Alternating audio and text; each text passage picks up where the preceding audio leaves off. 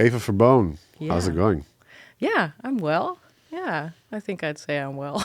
The weather is nice, right? Yeah. Today it's a good day. I think the sun is out. It's cold, but it's like a good winter start of the winter day, right? Yeah, exactly. Yeah, we're in December. Yeah. So, tell me your story, please, from the beginning. Take me. Yeah, like what's the beginning? When you were in your mother's womb, how did In it my feel? mom's womb. You would have to ask my mom. I don't have We had any some people that active- started the podcast actually like this. Really? Yes. Yeah, that's interesting. Well, I don't have any active memory about that. But no, yeah, so I'm from Groningen, which is a city up north. And I was born 39 years ago. And Groningen is a nice city, but I didn't want to live there anymore after I graduated from high school. But yeah, to go more back to a beginning is my mom's lineage is Dutch. She's from like farmers family, one of the pioneers that made Flevoland. Actually, they didn't make Flevoland, of course, but they were the first farmers to have a farm in Flevoland, which was, of course, sea before. So I think that's already interesting. Cool. They inhabited the sea in that sense. Yeah, yeah, they did. Wow. That's what Flevoland is. It used to be sea, and then we're really good at making polders, of course. So that's Flevo polder. It's one of the first farms was their farm, so they're pioneers. That's what they're called. Yeah, and so she grew up in a farmer household, and my dad is born in Indonesia, in Bandung, Java, and his lineage is mostly, I think, Javanese, but there's also some Chinese and some Portuguese and some Dutch. Like his dad is already called Verboon, so there's Dutch in there already. Yeah. Yeah. And when, like in about 51, they came to the Netherlands. My dad was 3 at that time, or 4, something around that. And with his 2 older brothers, or actually 1 younger brother. You see, I have to cough now because of you. Well, then it's like he put it in my it's head. not me. No, you have to put it in my head. It's like obvious coughing, and I'm like, no, I'm not gonna cough this one. But I'm talking already for 2.5 hours. Yeah, but sorry, sorry. You'll have to edit that out. Cut that out. Never. The embarrassment. Sorry, yes, your story. Gives me some space to cough sometimes as well. So yeah, he's got 1 older and 1 younger brother, and the younger one's passed away now. But when they came to the Netherlands, then his younger sister also was born, and they moved from some places, Drenthe to Friesland, and he's basically a Frisian Indo. Frisian Indo. Wow, what a combination. Does he Right? speak Fries also? No, not at all. No, Okay. no, because now he started. So my mom and dad met each other in Groningen when they studied there, and that's where more of a Gronings accent probably stayed instead of a Frisian or Indonesian accent. Yeah. Yeah. So basically, I'd say that's where it started, and that's that comes with a lot of. If you're bicultural, it comes with a lot of identity questions. Yeah. Did they ever speak with you about this thing of Indozwijg? Indisch zwijgen, Yeah. you mean? Yeah. No, Indozwijg, yeah. Yeah, well, no, because I think that we started using that term, or it started to become a term pretty recently. So I think that's only kind of like the last couple of years that people actually started using it in media and everything. Did you have space to ask about it? I mean, in the sense of what they went through in Indonesia and... Yeah. But it's always been, heroic stories instead of the pain everyone's been through or something. So I started asking my family about that when I started doing my own show more. So a couple of years ago also, I did this research trajectory, which was called Tracing Your Roots. And this is set up by Yvette Kopijn, Shout out to Yvette Copijn. She's really cool. So she organizes this thing where you go in groups of around 20 people who have Indonesian heritage. Could be from all kinds of Indonesian heritage, also Malaccan or Javanese Suriname. And then you go explore your own background, your own roots in your family by doing data research. So actually going into the archives.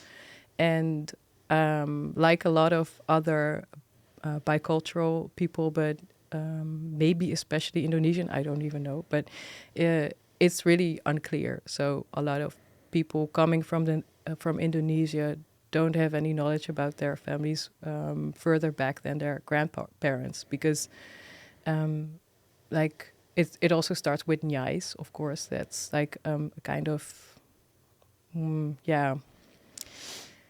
there are different definitions for a nyai, but the most common one is that it's a woman who's not married but with a Dutch guy from the colonial times, and has to bear children, and sometimes the nyai will marry the colonial white guy, or sometimes they won't. But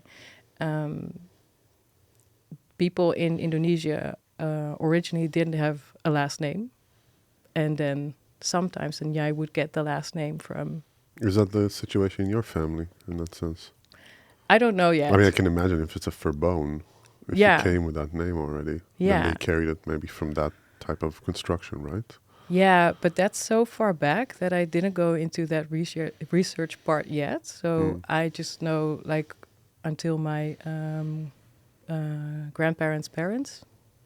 That's like in 1800s already. It's like so far away, right? But so it's I don't know it yet, but it's pretty probable. It's pretty highly possible. Yeah. Yeah. Okay, so take me back to the Netherlands. Yeah, we're going back to the Netherlands. Yeah, so I did that Tracing Your Roots thing in 2020. I think, no, it was a little bit later. Yeah, I think actually 23, yeah.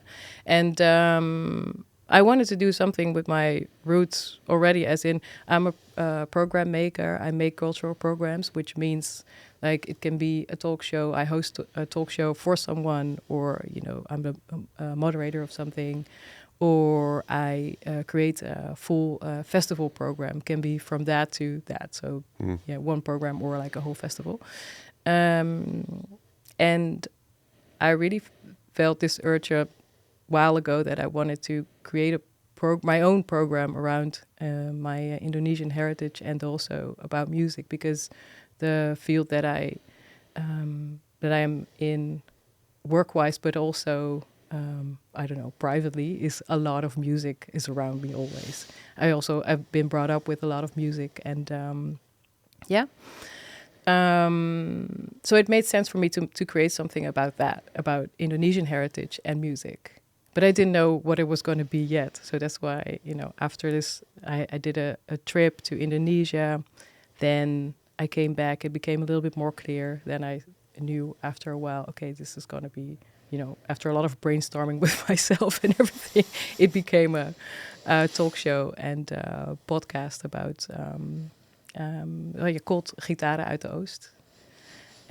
Guitars from the East. Yeah, guitars from the East. And maybe it's good to know, like, the Oost, or the East, is the colonial name for Indonesia. So, okay, that I didn't know. Yeah, so someone from like one of the funds that I applied for, she asked me, like, I think it's such a cool project that you do, but why do you call the project Gitaren uit de Oost? As in, why do you use the colonial name? But one, there's been this film from Jim Taihutu called The Oost, and that's a really, it's about the independency war from Indonesia, getting independent from the Dutch, obviously. That's called The Oost. And that's a pretty, I don't know, kind of tough movie. also getting back a lot of that feeling of resistance and independency, wanting to be that independent. And also I thought like, it's kind of more like a geuzennaam. I don't know, it's like getting back ownership of that area of the Oost. And I know that I'm partly Dutch and partly Indonesian, but I still felt right that, to just get that name, to get it back, kind of. And was it something organic that you thought of doing it? When did this idea come to you to do that? Like, what was the process? I'm a program maker, so I make live programs. I'm used to having this audience sitting in front of me, to have a connection with people in the room, but also to have a connection with people on the stage. Also, I was really I wanted to do it with more generations than one. So the thing is that when you're having conversations about colonial history with Indonesian people, or with Indo like me, so Indo means Indo-European, so that's not fully Indonesian but really half or partly Indonesian. When you're having conversation about that, it's a really different conversation when you talk with someone from of my age or of my dad's age. And also it's really difficult sometimes to talk about it with your own family. So in my case, it's not really hard, but like I said, it's often comes down to the stories that you heard a lot before. So they'll always tell the same stories. So I wanted to get a little bit of what makes it difficult? Because you said it's difficult. Makes it difficult, like the topics that you're talking about, or the actual information that is coming out that is kind of like repeating itself? What makes it difficult? I think that the trauma and the pain that's behind it makes it difficult to get an actual honest answer about on a question. So it's really easy for someone to keep on repeating, like, this is my actual career, it started when I studied at then I took that talking step. Points, basically. So when the same thing happens when someone repeats a story about his own history. So if I can tell it because I've told it many times before, then I don't have any feelings around it anymore. Then I can just say it because it's just a story. It's rehearsed, Yeah, and I think that's why I wanted to do this podcast and talk show with two people from different generations that don't know each other, because they'll have fresh questions for each other, but they will know each other's background, and they will know that, like, you're from my same area, you're from my you have the same experiences as me, even more, because they're both musicians. So if they both make music, then you also have like a nice way to get into difficult topics. Yeah. And it's a fun way, and it's nice for audiences to look at it. So and to hear the stories, because they're kind of a role model as well, the artists. So that's why I wanted to make it like fun, but also in depth. And also the other reason for creating this particular show is that Indo-European people were the first one who kind of brought in guitars to the Netherlands. I mean, it wasn't like guitars weren't here yet. And I didn't know that. Well, yeah, so rock and roll started in the US, and because of all the military people are all the military action in around the 40s and 50s in Indonesia. There were many guys who were just playing guitar, but the poorer Indonesian people were just really creative with them, because they didn't have any money to fix the snare, the strings and everything. So it would be, and sometimes the ukulele would, for example, be cheaper or used in other types of music as well. But when they got independent, Indonesia, they brought their guitars with them. It was really, really important, because it's also a way of cultural attachment. Yeah, cultural attachment, but also a way of saying things that you can't say. So You That's know, the power of expressing music. feelings. Yeah, that's the power of music. It's using Yeah. metaphors for emotions. Yeah. Yeah. So that's what I felt like too. Like it's, I couldn't. I just felt like the world needs a program around this combination, right? About making music as a cultural expression, also about emotional expression, and about kind of cultural traumas. So I wanted to do that in a way that feels nice, feels as family, but also feels that you feel comfortable enough to talk about the difficult things. Yeah. And how does it go about? Do you immediately just raise questions there and you go directly into like open wounds, or Not really, yeah. So, or do you build up to it? It's like, hey, how's it going? So was your family slaughtered? Or something yeah, yeah. That's kind of how it works. Yeah. Okay. No. So first, one of the guests comes on stage, and I'll ask them. I also always show the kind of like broader history of it. So every edition has its own kind of specific topic, or how do you say that, instake topic. Yeah. And if it's for example the Moluccan history, then we start by showing the Moluccan history, because it's a pretty different one from the Indo-European one. And we want to explain, right? We want to have. There's 2 million Indo-European people in the Netherlands, apart from Moluccans even. So that's something that not a lot of non-Indo people know. So it's something that people should know. That's why I'm also doing this. Yeah.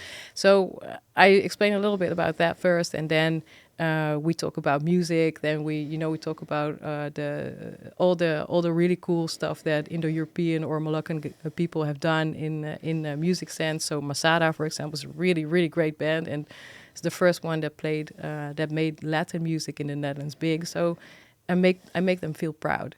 Or they are proud, but I give some space for that. Yeah, recognition and seeing them, basically. Yeah. Yeah, and then we'll dive a little bit deeper into get more personal into their own Own background. personal story or cultural heritage in that sense. Well, more like personal story. So the history speaks for the bigger story. And their personal story speaks for the cultural part, kind of. Yeah. If that makes sense. Yeah. No, it does. It does make sense, of course, because you also want to attract.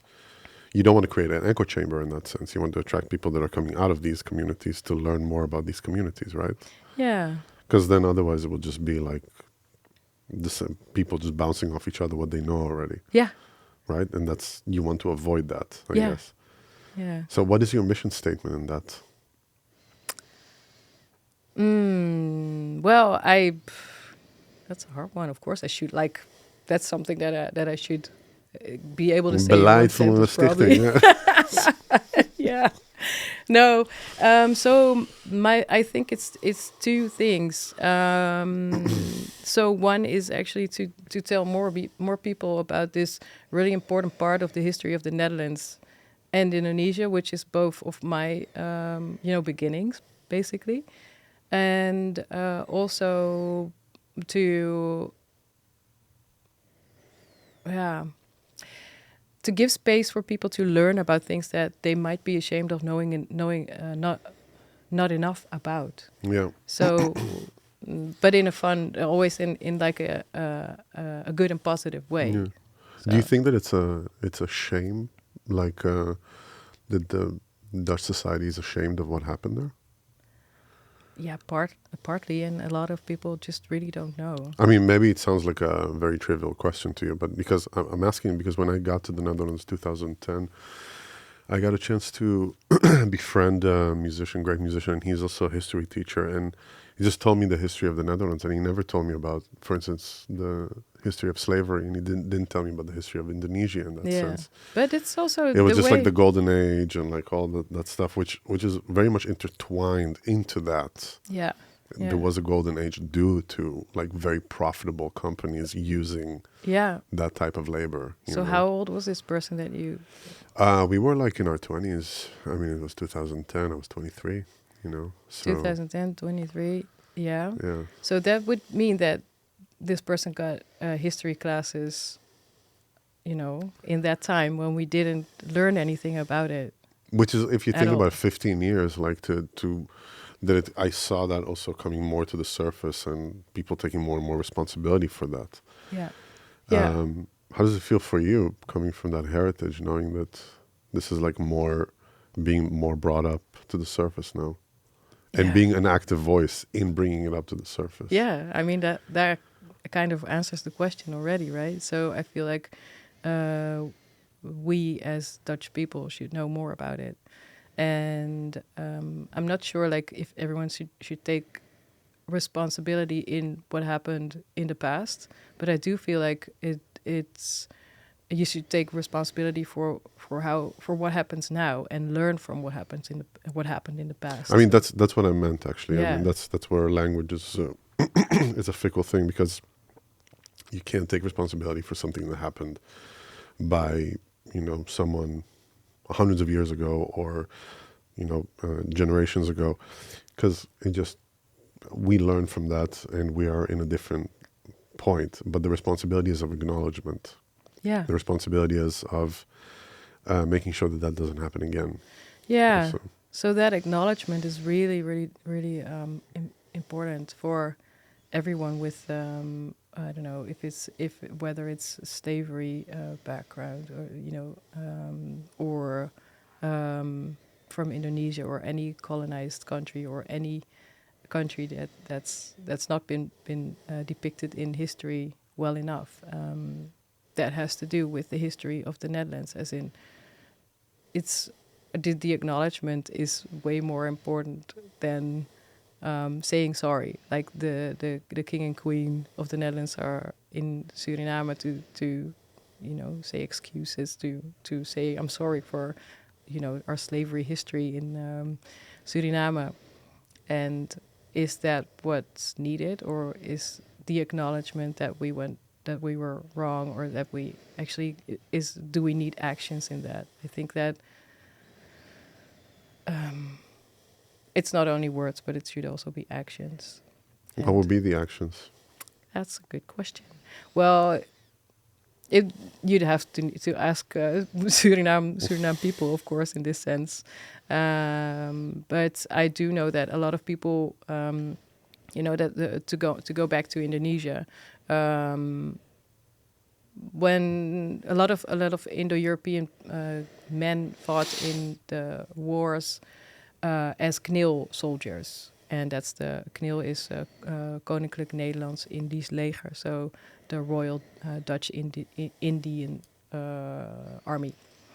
And they were fired right when they arrived in the Netherlands. So they had a Dutch identity, Dutch passport, Dutch. They felt Dutch, like my dad, his brothers and sister, they were named after the Dutch royal family. So this is how Dutch they felt. They were all really brown. Yeah. And when they arrived here, everyone was fired. And they Fired, did, like as in ontslagen, not like. ontslagen, as in from the KNIL. So Why? They didn't need them anymore. Discrimination, just discrimination. They didn't need them. Yeah. And it costs money, right, to pay them. But even though they came to the Netherlands, and they were supposed to be like costing the Netherlands a lot of money already, because they were coming to the Netherlands. So it's like So if you're asking like about actions that should be taken, there are a lot of people who still feel like the government Should owes have them money. restoration, Yeah, actually restoration, something compensation. like that. Yeah. Compensation. But that's also, I mean, it's a difficult discussion probably, because I don't really feel like, personally, I don't have that feeling about my family. But maybe that's also because we have a really open family who can talk about anything. So, yeah, I don't feel like there's so much trauma in this family that we can't talk about, that there's too much pain that the pain needs to be compensated by the government in that sense. So I think it's also, it really depends on what your story is, probably how you feel about it, what the solution should be. And you said something in the beginning of the podcast about being bicultural and this thing of identity. How does it manifest with you? Like this, it's like an identity crisis thing, or is it like something that you have two cultures inside of you that are working against each other or together? How does that work? Well, I wouldn't say that I personally would really have had a identity crisis in that sense. So I think, how it went typically, my story is really typical for a lot of Indo-European people, I think, is that I grew up thinking that I was half Indonesian, half Dutch, because we didn't know what the mix of things in the colonial sense all was. Then around 12 or something, that's when I got kind of like a little bit more self aware, right? My identity is half Indonesian, half Dutch, and I thought it was really cool that I was half Indonesian. I didn't want to be white fully or something. And then growing older, I realized that it's not even that long ago, actually, that it's more complicated than that. And I'm not just half Indonesian, half Dutch. But I also have friends who are actually half Indonesian, half Dutch, but they came to the Netherlands way later after Indonesia got independent. But so I think that when I got older, I realized that it was so much more complicated. And then I thought, like, okay, but what does that mean for my own identity? Oh, then I'm way more Dutch. And I kind of like, it's a really weird feeling, right? Yeah. And I think that kind of recently, after also that I made this trip to Indonesia by myself, I wanted to find out what's Indonesia at this moment. So if my dad says, "Oh yeah, it's warm," and you feel you arrive at the airport, you feel at home right away, and it's like, I don't know, the smells and everyone's so nice, and of course everyone feels that, but also Dutch people feel right at home because of all those same reasons. It's nice, people are friendly, the sun is out, everything. So I think that I realized that I got to know the identity, or not the identity, but like what life could be like in Indonesia when I would live there at that moment, because I just connected with all kinds of cultural or creative people. And that gave me a lot of a better How long sense. did you spend there? About 7 weeks. 7 weeks. Yeah, just traveling on my own. And I think, that that really helped me with placing myself in Dutch, Indonesian, partly Dutch, kind of, like where I would stand with my identity, because I could also see the difference with fully Indonesian people at this moment of my age. And then I could feel a new kind of like pride of what I also come from, because it was a reality at that moment from people who make really cool art and stuff like that. And Indonesia, not as, wearing batik or making Indische rijsttafel. All those really cliche things that are really nice as well, because I don't say I don't wear batik or that I don't have it or that I don't make rendang or whatever. It's really good, of course. Like, who doesn't want that? But those things are partly colonial as well, right? So to get to see actual Indonesian pop culture of this moment, that's how I understand like the difference between Dutch, Indonesian stuff. Yeah, exactly. And did you feel connected to these both sides within yourself, or was there like a conflict? No, I do feel I've always felt connected with both sides, and there was no conflict. I think I did kind of always wonder which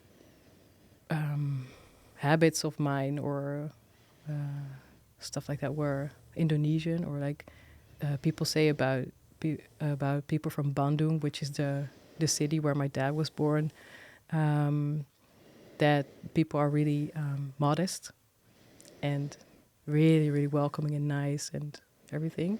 And I know I knew my grandmother like that as well. And she would have a full house. She wouldn't even know who was at the table. She would cook for everyone.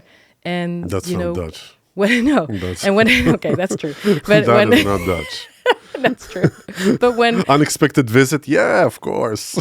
People I don't know, of course. I just saw a meme about that this morning, like someone opening the door in their bathrobe and like being like, "Oh, I didn't expect you at all." It's from Cora Hube, actually. Cora, yeah. No, it's he didn't make it. No, he was in it. Yeah. What's his name? He dated my ex. This guy, Canadian guy. Robinson something. I can't remember. He dated my ex. Yeah, the Survival for the Dutch or something like this. Something like that. Yeah. Now Cor was just playing there. Yeah, he was playing. Anyway, just acting there. I thought it was exactly. Really funny. Unexpected visit. Of course, come in. You're so welcome. I wouldn't do that either, to be honest. Don't come at my house before 10 or whatever. Unexpected visit. I'm like, listen, I come from a culture that it's like everybody just knocks on your door and is like, hey, let's do this. And it's like people you don't know. It's like, yeah, sure, whatever. But since I'm here for 15 years, I'm like, stay away from my door. You know? It's like, don't come. Do we have an appointment? Yeah, exactly. Did you? I don't see you in my calendar. Exactly. Oh, are we having sex today? No, it's not in the calendar. Yeah. It's that level. You know? Yeah, if we didn't plan it, it's not going to happen. Yeah, it's not going to happen. No. Oh, God, yeah. Yeah, we need to have a meeting about the meeting that has a meeting about the meeting, right? Vergadering. Yeah, please. Yeah. No, but when I saw that this morning, I was really like, oh, that would be so nice. What, if someone just knocks at your door? No, not at all. But if I would respond with, of course, come in, welcome. The house is a mess. I have nothing to give you. Yes, of course. Come in. That's ridiculous. I would want to be that person, but You would want to be, yeah. But maybe that's your Dutch side, huh? That's your Dutch side is like, hey. Nee, alsjeblieft. Nee, ja, inderdaad. Kom morgen maar terug en dan zet ik het nu in mijn agenda. I'll put it in my calendar right now. Exactly. And then it's like 10 and they come at like 5 past 10. You're like, sorry, je bent laat. Yeah, I'll probably always be that person that will be 5 minutes late. So. Yeah, are you? You were on time. I were on time, yeah. Even before. It was very Dutch of you. Very Dutch. Yeah, it's because I have to travel by train now to Amsterdam. So where are you living now? Utrecht. Yeah. Okay. Yeah, that makes me on time. Yeah, it makes you on time. Yeah, exactly. Because then if you're not on time, you're really not on time. Yeah. That's the problem. Yeah, and it's like, well, come on. You know? I don't want to be stressed. Yeah, but we were talking about your grandmother and the table. Yeah, that's so nice. Like. So she would have all these people at the table. This is actually a story from my dad. So it was when he was little. They would, all the kids would invite all kinds of friends. And so everyone would sit at the table and she would say like, okay, who's at the table? She already cooked. She didn't even know who was at her table. And she would say, you're here. That's nice. You're a good eater. Also that's a compliment. So. That's really cool. So, but she would be described as modest, and I would also say that she was. And if I don't even know if I'm modest anymore. Like, would I say that that's an Indonesian kind of thing? I don't. Yeah, probably, but I have no idea. There are modest Dutch people as well. There are modest Dutch people, yeah. Especially like they put on the bread exactly what you need to eat. Not more, not less, you know? Gewoon precies. Yeah. Gewoon precies. On your sandwich. Yeah, on your sandwich, yeah. It's like, it's right? You know this feeling? It's like, no, it's not giving you more, you know? Like, come on, I'll be large with you. It's like, you want avocado? Here is exactly the amount of avocado. Yeah. Because when you're at a sandwich store, they just have like this amount of avocados. And yeah, exactly. What just it costs. thinking like, yeah, of course, yeah. You know, just like this. Yeah. Anyway, so gitaar uit de Oost. Avocados from the Oost. Avocados uit de Oost. I said gitaar, maar ja. Yeah. But So it's been running now for a year, you said? Like from, you I said before started this year. Yeah, Yeah, 2025, yeah. yeah, When yeah. was the first event? It was in May, the end In of May. May. Yeah, Okay. yeah. It was at the Wereldmuseum Amsterdam. Mm. Really big hall. When I Where the first Tropenmuseum was, right? Tropenmuseum, Yeah. yeah. It's at it was at the Lichthal, which is like the entrance hall kind of. Mm-hmm. But I was like kind of shocked how big the whole production got to be. So Cool. even Tell me though I about it. Tell created me it about it. myself. Yeah, tell me about like what was you have this idea that you want to do it. Like Yeah. what is the next step? Because there are Yeah. people listening to it and they're thinking like, especially looking at social media, people think you just did it or you did it for years and you had the whole team behind you. Like, how did you build it? Oh, yeah. It's inspiring for people, yeah. Yeah, of course. Apparently. No, yeah, I just started with the idea I wanted to do it live, but I hate it when you have a really good conversation and this was the only moment when it happened. So you're like, oh, I would really want more people to be able to hear this or to see it. And I thought that the topic is so important to me, at least. So I think it will probably also be important to someone else. So that's why I added the podcast part of it. But of course, and then I wrote when I actually started writing the applications for the funding. That's when I got like deadlines, so I really had to. That's when the kind of like snelkookpan started. So I had to be faster in my own brain, and I really needed that deadline. Probably a lot of creative people will recognize that. Yes. So that's when you have to. That's when I thought like, okay, I wanted to make it a little bit, fun, snappy. It didn't got snappy in the end, but also kind of multimedia, because I wanted to not only to have talking heads but also to have people performing. So the two artists are also performing one of their own songs. So it will be a really musical show, and I'm also using archive material, so video images of it, and that's partly because it will be really boring to just look at me saying all these history kind of parts. I don't want it. I didn't want to make it a kind of college thing. So I wanted to make it more interactive and more, fun. So and that's when I started to think more visually. So I created this image in my head that I needed two stages. Also based on kind of how the Lichthal in the museum was. So the first, just only based on the first situation, first edition.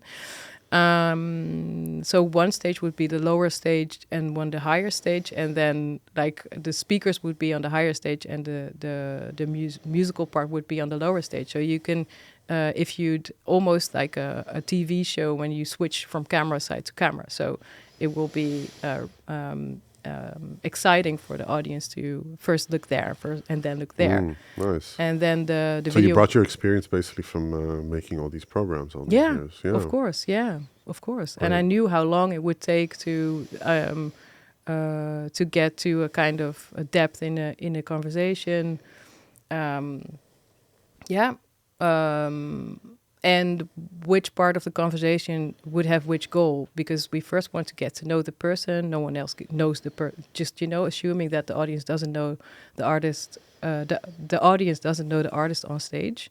So the guitarist from Nusantara Beat, probably people know the band Nusantara Beat, but they don't know the person, right? So we want to know his story very shortly. Then we want to know the story of the older artist very shortly. They're very different, so that's already a nice thing for the audience to see the difference in. And then we talk with the three of us, with each other, and then we go like, "Whoa, there's recognition there. Whoa, Nice. I wouldn't have never expected that." And so, yeah. What was the first funds that you applied to? I applied for Cultuurfonds, AFK-fonds, and the third one is actually more like a cooperation partner, also a little bit content-wise, as in inhoudelijk. That's podiumkunst.net, and that's a cool organization that helps like archiving archiving culture. And they also help makers like me to recreate things from cultural archive. So bringing it back to life and also, giving it more attention for a newer Cool audience. Yeah. Cool. And was it like a slam dunk with all the funds? Was it immediately? Yeah. Well. So yeah, I applied for 3, and they all basically. Nice. Yeah. That's cool. Yeah. That's cool. So it means it really had to happen. There was a request for it, and I think so. Yeah. yeah. Yeah. I think that maybe the combination of all the things was something that didn't really happen yet. So. Yeah, absolutely. Yes. So you said that was the first edition. There was a second edition already, or were you working on it? Like, tell me more about it. Yeah, I think. Well, I wanted to do one at a festival as well, and that turned out to be the Haarlem Vinyl Festival. And but it was also in the theater. That's the one that I saw. Also, you were pressing also some stuff there, right? Because I saw vinyl.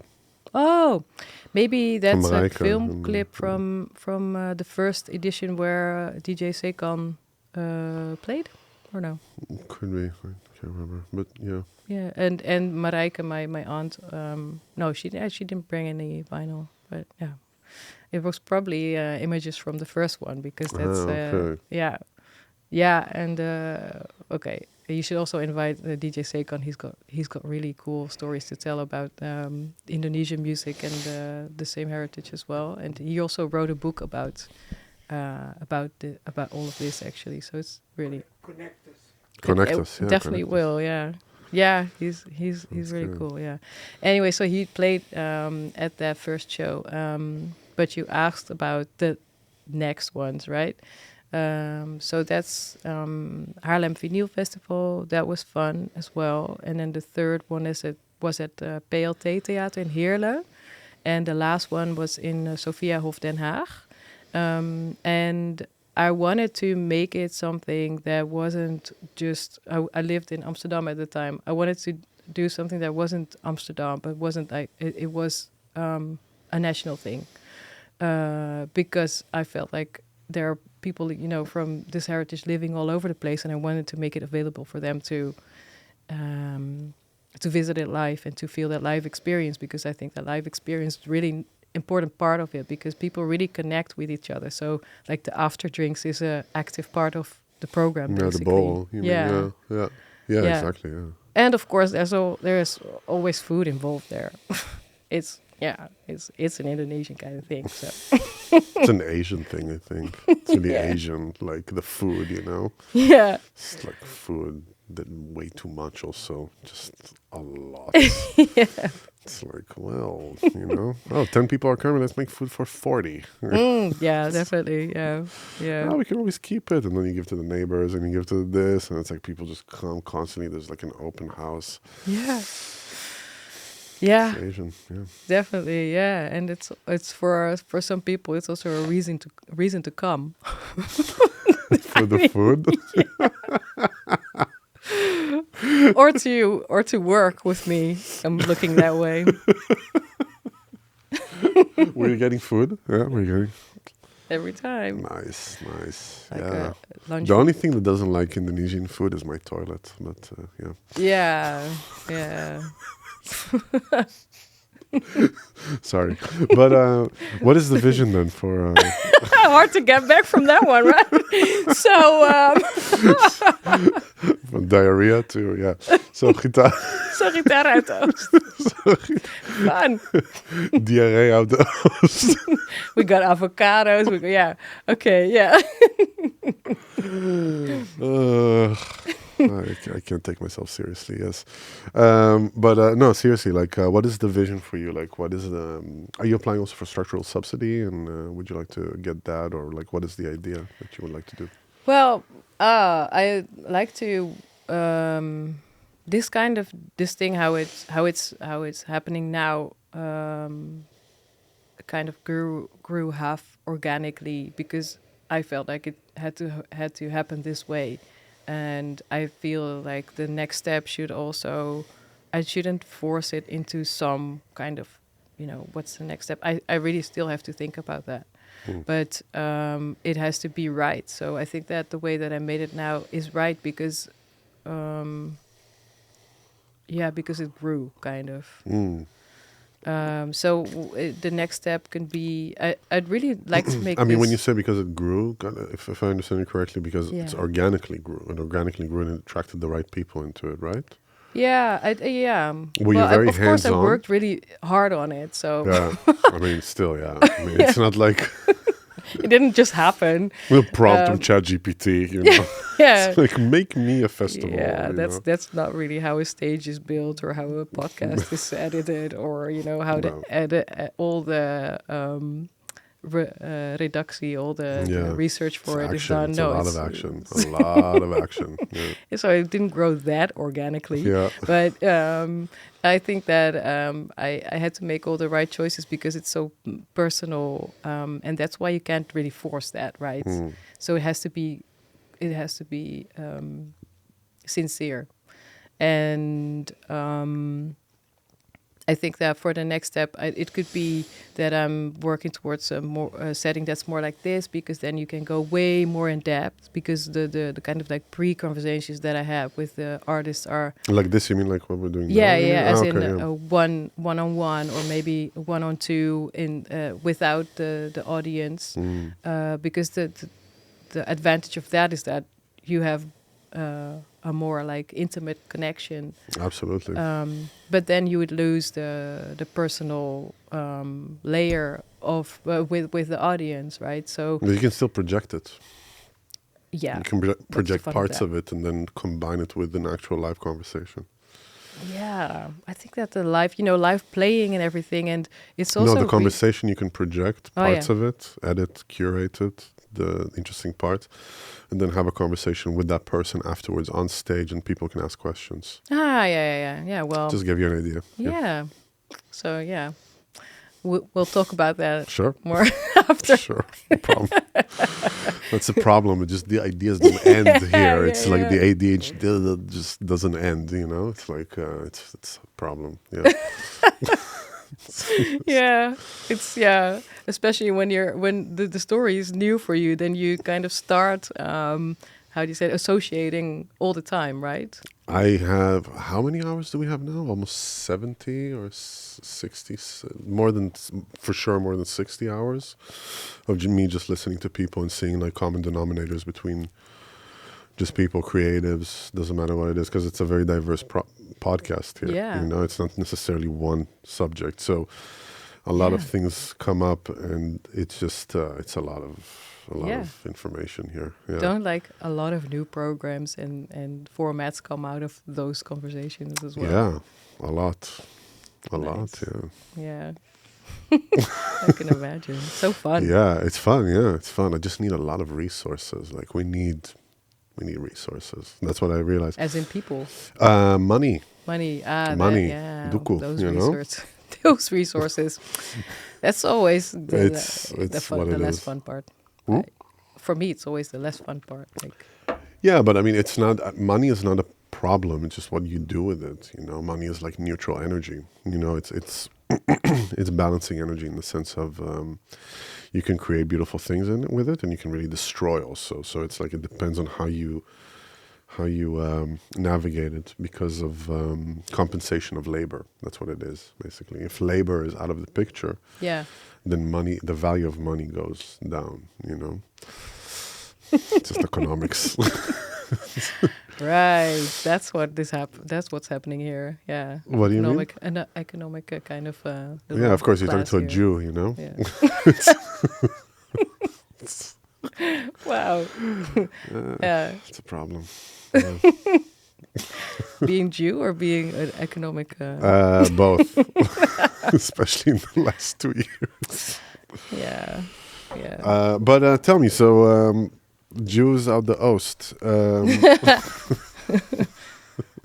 Jews from Jodes of the East. Oost. Yeah.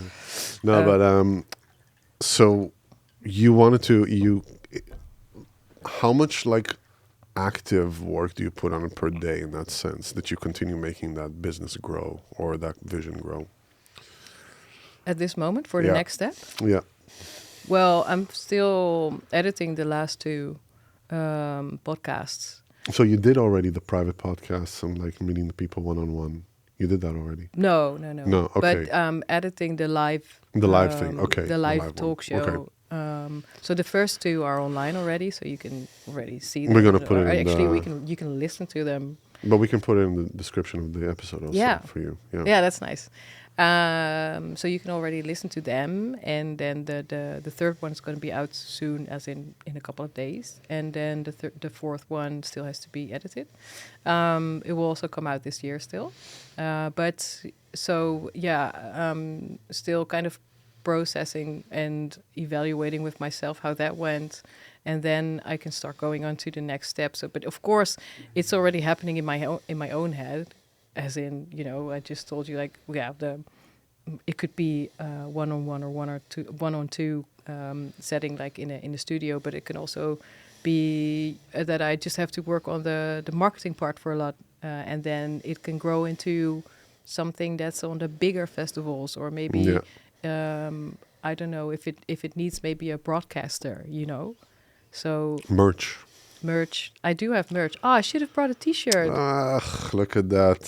Shit, I'm gonna send you the last T-shirt. I'm not sure if it's gonna be your size though. I think it's an M. It's an M. That's very tight. I'm a big guy. Ugh. Yeah. Well, we'll come up with new. Actually, I did brought some stickers, so I can. You give brought you stickers. Do you have stickers? Yeah, of course I have. Okay, stickers. so bring them. Yeah. Yeah, do it. Yeah. Now. Yeah. Okay. Yeah. Where's my bag? It's there. Can I give them to you already? I have. Yeah, right.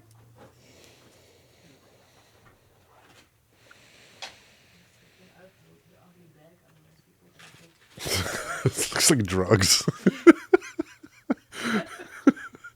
Can I see them? Yeah. Oh wow. Why? There's black and pink. This is my. Guitar out the Oost, yeah. It's the style that comes with it. Right here. Cute, huh? It's very cute. Yeah. Like you see. There's a thumbnail of me doing like this. I That's could go great. like that.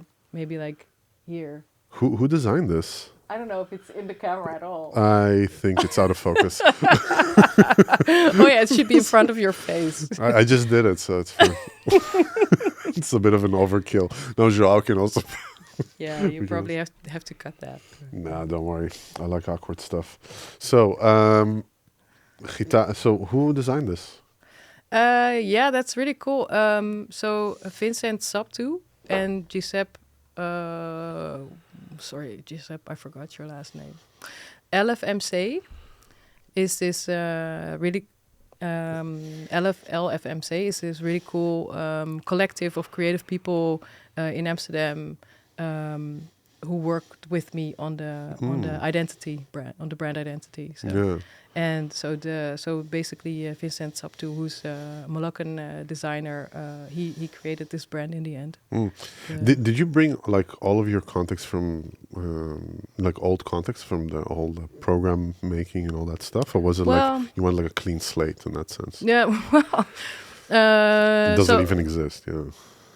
To have a clean slate. in that sense. Yeah. Probably when you've worked in the field for around 13 years, then no. But LFMC, I did know Brian Elstak a little bit before, but I connected with so I first connected with him about that. But I think that the rest of the team consists of Zhao is the photographer and videographer, Jesper who's recording the sound is my sister's boyfriend, so not really new. Nice nepotism. Yeah, but he's really good. I only chose the best people, so you know. That's why I'm not chosen. Oh, I didn't work with you I'm before. kidding. So. I'm completely kidding. We met each other now. Yeah. Also, I already said let's talk afterwards. Oh So yeah, that's true. That's true. Hey, let's do it. I got it on tape, so yeah. it's a binding contract. Don't Yeah. Jews and binding contracts. That's a dangerous thing. No, I'm kidding. It's getting awkward now, but you liked awkward. I like awkward. Anyway, so yeah, the and the rest of the team. No, I think that I already knew all of them. Is that apart from the social media person, the social media manager, but she is from LFMC. But I got to work with new people there, so that's also really exciting, of course. And the editor of the podcast is actually one of my oldest friends. So you would say that that's nepotism right away, but the thing is that she's also the podcast maker of Jeugdjournaal. So, and she's really, really awesome in this. So it's nepotism and competence. Yes.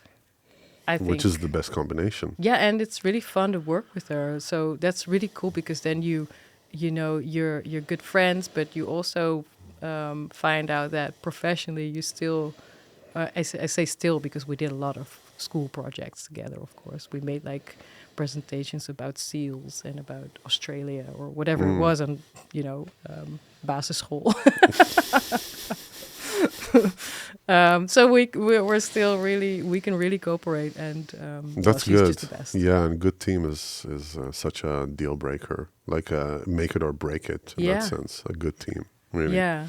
To have a good team, when you were asking about resources, people, it's not just really the thing of like money comes, but it's more really the collaborations. Yeah. That's the biggest resource you can think of. Like if I'm thinking about us, in that sense, it's we're not making any money from this. I mean, it's not. This is like a vision that we have, and it grows because we're bouncing off like ideas very well on each other. But if we stay in this thing with the vision, the money thing is like a secondary thing that will come, that will be able to sustain the thing. Money as it is, it's a made-up system. It's like a fugazi completely of. Yeah. Oh, this worth this amount of the stuff. Yeah, but in the end, it's about the connection, and if it works, it's I don't know how to translate that correctly, but the reciprocal, reciprocity. Reciprocates. Yeah. Reciprocates, yeah, exactly. I completely made up a word there. No, it's in the neighborhood. Reciprociteit. Yeah, reciprociteit. Yeah, exactly. That's the Dutch one. Yeah, that actually has been taken from Latin, but it doesn't matter. Yeah. But yeah, so then it might sound transactional, but it's more like giving and taking in a balanced way, right? So I feel like for me it's really important to work with people that I feel well with. Yeah. And not only not only get it done or something. So yeah. I mean, we had conversations here about the three different types of leadership. Laissez-faire leadership. You have transformative leadership, and you have direct leadership. And I think that right now, what is happening with transformative leadership is this is what people feel more comfortable actually working with. And that laissez-faire is like just one big mess, and then someone comes and like cleans up with basically power from top. And then directive leadership is I'm telling you what to do. Yeah, this more is your value. Hierarchic. Yeah, there is hierarchy. That's the thing. That like there is nothing wrong with hierarchy. It's just that transformative leadership comes from the bottom up, because you understand actually the let's say the weakest link in the production, in the manufacturing process of it. You understand how important it is also for the highest one. Yeah. And transformative is based basically on that we're all in this together. Yeah. We have different responsibilities, but we're interconnected and interdependent. So it's not necessarily this like I'm going to tell you what to do and you're replaceable and you're nothing, and we have AI for that. Yeah, and it's a beautiful way of working together as long as it works, right? I mean, if someone is irreplaceable, then and that one gets ill or if something happens, then Yeah, you got a problem. But that's true. That's why I but said AI. yeah, I'm kidding. This is horrible. oh yeah, still a new topic in my life, I gotta say. A But new yeah, topic for everybody. yeah, It's I such didn't a really. bubble. AI Yeah, is but such a I'm such a bubble. boomer in that I'm still kind of afraid of using it. Yeah, really? Yeah. Where you go to like ChatGPT and like you're afraid of it? Not like that, not literally, but Mm. more like the amazing app that you use for getting the clips out of this Yeah, podcast. It's something that sounds amazing to me and saves a lot of work, but I saves a still lot also of work. feel like, okay, but what will stay my what will be my material still, or who will keep ownership, or the rights of everything. So Yeah, I things like understand that, that. I feel like I understand. are kind of I mean, the majority of the unknown platforms, still. the majority of the platforms that you're using right now are training AI engines. Yeah, Like 99% of them. yeah, It's without even telling you. It's yeah, like a disclaimer. Hey, by the way, it's like what? What'd yeah. you say? I have Oh, no just idea sign what here. all Just these. sign here. Don't worry about it. Just don't worry about it. You know. But It's like that's with WeTransfer. You remember that it's like buried in a yeah, thing that is inside, and it's like, So they like I think of it like, yeah, we told you, so you're fine. and that didn't even start with AI. I mean, that started with a lot of things before that.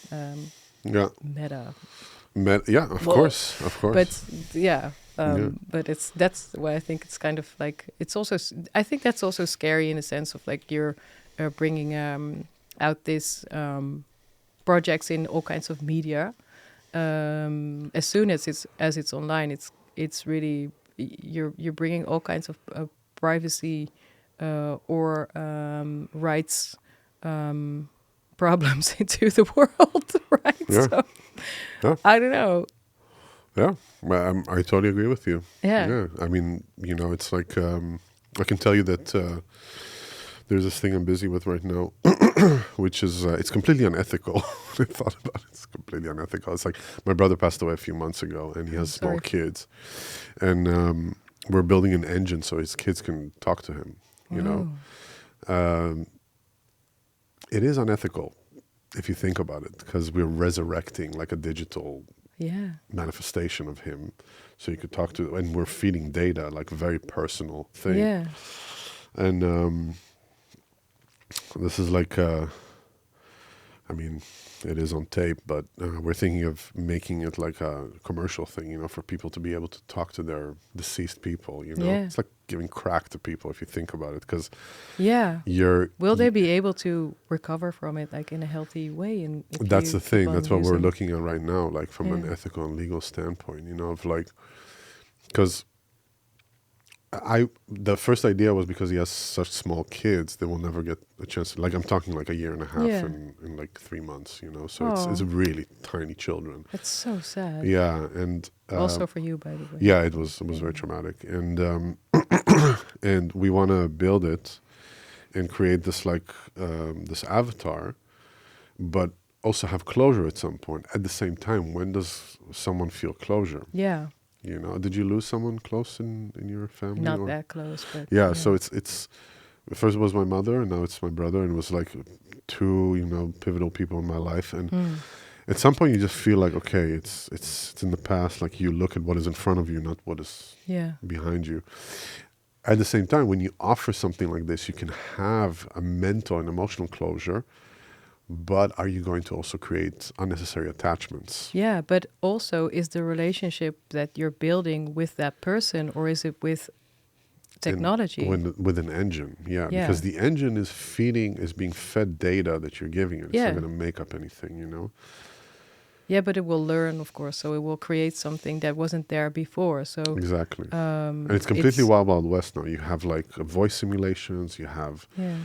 3D modules of building a person, you have all these stuff. And Yeah. it's completely wild, wild west. It's Yeah. not monitored, no one is controlling it right now, so you can do it with every person, Yeah. actually. Mm-hmm. It's a long thing because of the, it has to do with investment and everything, but it's like, it's possible now. Technology that we didn't have 5 years ago. Of course, it is possible, but and I can really understand that you're trying to create something for your family who you love very much, who you see grieving and don't understand, especially the babies still. Babies that are confused. Have When I no come into idea the room, what's they're happening, like, Papa, because I look like him, and they're like Yeah. confused completely. They don't Yeah, they don't understand like yeah. who's that person, you know. Mm. It's so it has it's again it's like in its diapers, AI, in my opinion. We're a long way from understanding actually the implications of it. Yeah, Same with social media. When it was introduced to the world in 2007, yeah, 2008, definitely. or the Yeah. YouTube's like, oh, look, we're sharing videos and stuff. No one knew that it's going to become this huge conglomerate that controls data like across the entire globe. you know? No.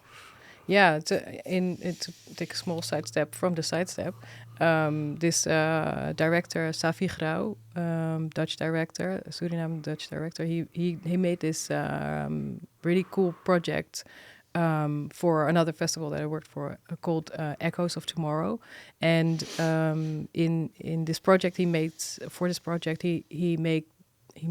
3 films. One that's called. It doesn't matter what the titles are. There's one they're all about the future, and they're all about the future in the relationship between people, technology, and nature. Kind of like the environment, whatever you call nature. Yeah. And one is kind of cyberpunk, in which there's a really dark future. The other one is solar punk, in which nature and technology and people have a really healthy relationship, and they build on each other. Cool. And then the third film is about connection. So in the end, it's about human connection, and in the end, it's really what I really agree on with him about in this is that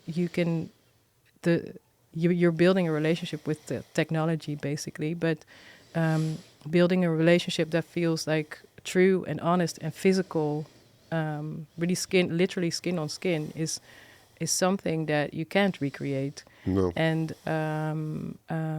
that is something that is really inherently human to keep on to be, and it's really a voorwaarde, Condition. a condition of people to keep on existing. Because if we don't feel that, then we don't know. If we don't feel how the earth, how the stuff itself feels, then you can't know what's important about it. If you don't know, how a plant grows or how it can heal your wounds or something like that, why it happens like that, Yep. then you can't make a connection with it. Then you can't see the importance of how we should keep on caring for the world, right? Exactly.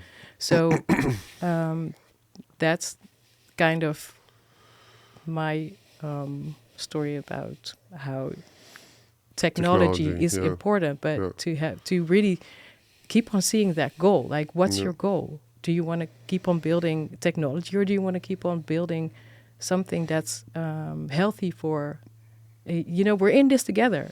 It's Absolutely. a transformative direction style that we need here. Yeah, transformative leadership. Yeah, exactly. Yeah.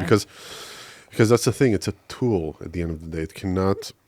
I think that's where it has a lot of different reasons for it. I think it's that it should function as a tool to enhance our humanity. Definitely. And not to Yeah. actually detach us from what makes us human. Because what you said, the skin on skin. The nervous system is not going to change in that sense. We have a reward system. We have our amygdala. We have the prefrontal cortex of our brain. It's all these things that have been developing for hundreds of thousands, if not millions of years, evolving into what it is right now, which makes us human, that we are, how we are, for instance, responding to trauma, and how we're responding to pleasure. Yeah. And how we're responding, dopamine system, serotonin, cortisol, all that. Mm-hmm. All these very human systems that it seems almost that people are so overwhelmed by it constantly, especially also because of the excessive use of phones, that they're looking for a way out. They're looking for a way out to actually not be connected to these reward systems. Yeah. Or Yeah. to control them completely. Yeah. And you can't. Yeah. You can't, because the body is way older than this. And the technology, as much as it seems that we're like developing with technology and developing right now, we're actually going in circles around the same thing, which is the human reward system. Yeah. You know, because basically this game between dopamine and cortisol that we constantly have is like this, you know, like you open an OS and you see this, and like, and then you throw it, and then you go and you watch like a film, and it's this constant battle that you have within yourself, constant thing, which comes from free will. And then it's like a deeper philosophical thing about it, which is, do you have free will in a society that indulges you with these type of systems? Yeah. Do we have free will? That's a completely new topic on this philosophical God, ride. how do we get into it? So, Gitara de Oost. No, I actually have a bridge to this, back to this. So tell me. You know, it's about the human connection again, right? Yeah. So that's why I also feel like the live part is important in it, because it's if my aunt is there as one of the performers, she had a really great success in with a band of hers, Boozy, in the 70s. But people from that time, they actually came to my show from her niece, you know, this year, That's cool. while they were fans of her in the 70s, and that's really nice because they reconnected with her live. Exactly. And they wanted to see that because they were interested in her, you know, performing again. And that was the first time that she actually performed her songs from the album that she recorded in 2020. Wow. And she's now around 70. I think she turned 70 this year. So that's really cool, and that's something that like this is a real connection, right? This is people who actually remember that, who saw her live then and wanted to see her live now, and they got something from it. And my aunt also really got something from it, because she didn't know that fans of her would be there, or that she would actually still have fans or something like that from that time. So.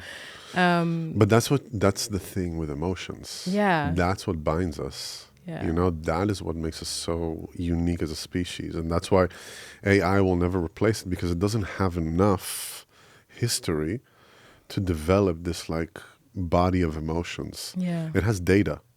This is not emotions. Data is not emotions. It tricks us into thinking that, but there are people right now that are sitting somewhere and having like deep conversations with their AI engine, and that's worrying. That is worrying. Yeah. You know, looking for validation, they're lonely. They're on looking to Omroep Human, there's this really nice program around it that's called AI Love.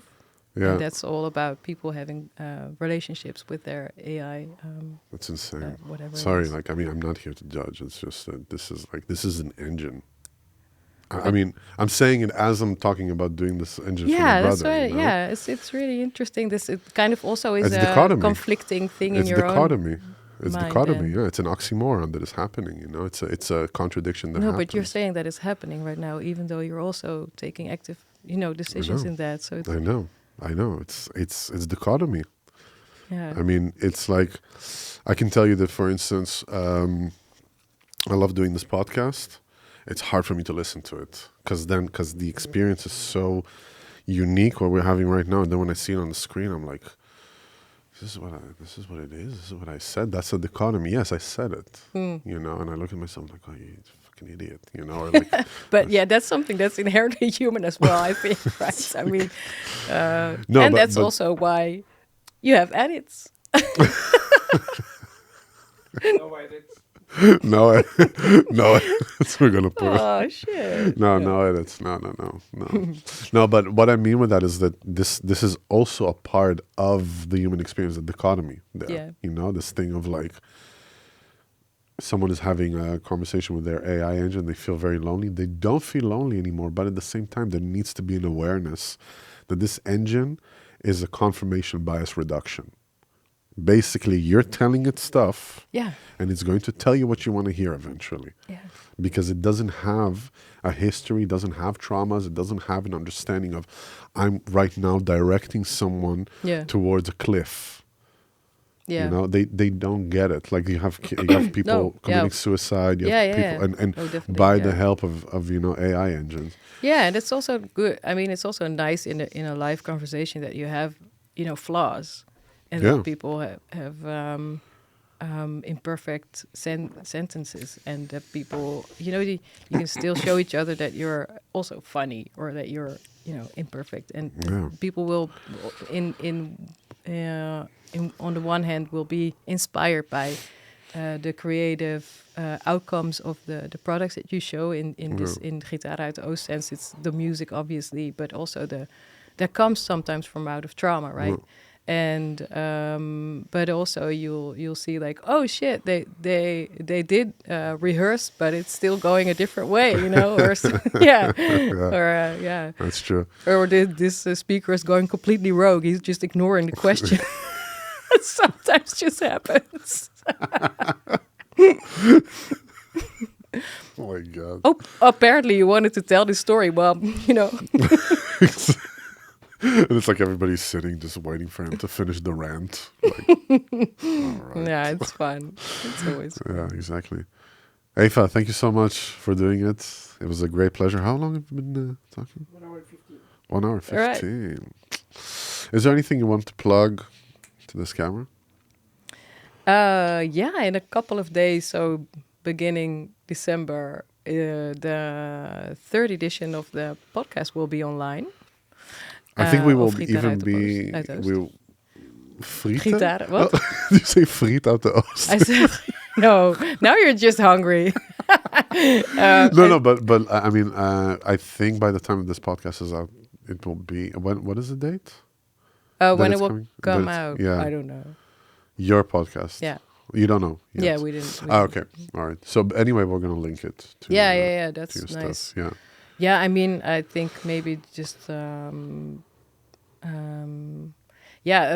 next edition, a next season of Gitaren uit de Oost will definitely come. So keep on following Gitaren uit de Oost on Instagram and on Facebook, and you can listen to it on Spotify, on Apple Podcasts, and soon also on YouTube. Eva Verboon, thank you so much for doing this podcast again. That's the second time I'm saying it. It was great having you. Joao, thank you also, our producer here. Woo! Hey, Joao, hey. Yeah. Never a Gitaren uit de Oost overkill. Exactly. And we will see you at the next gig.